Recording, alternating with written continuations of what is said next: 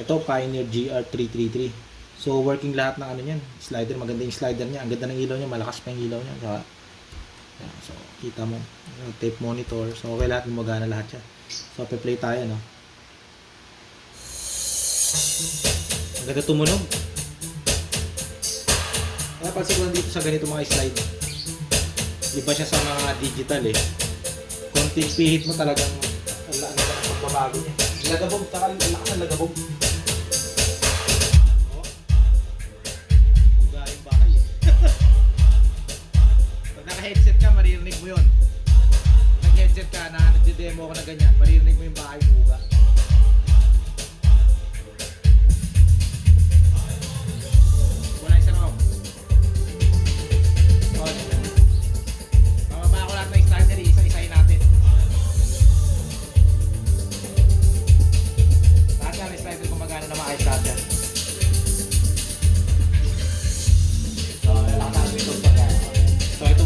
Dito sa kabilang side.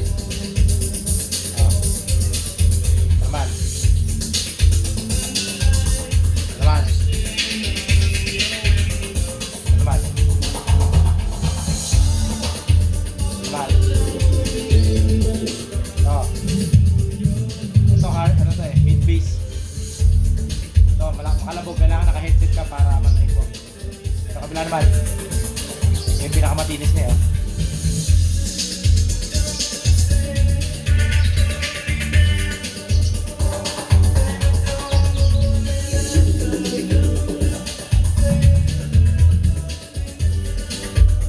Yun ang dulo.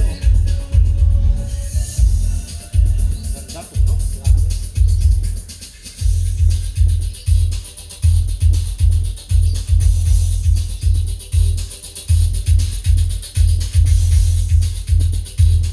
Grabe, ang ganda ng ano niya oh.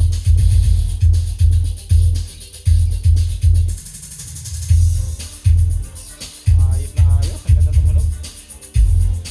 Yung yanig ng bahay oh.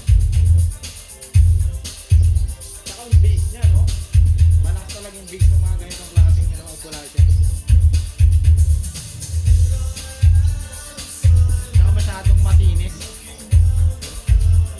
Kaya pag binaba mo yung 1K niya, talagang ang tinis niya. Parang naalala mo tuloy yung mga, alam yung mga car stereo nung araw, yung mga Pro-Line. Ganyan yung tunog eh, yung masyadong matinis. Kaya kailangan mo yung ating 1K para marinig yung detalye. Pero ang ganda tumunog. Malamig sa tenga.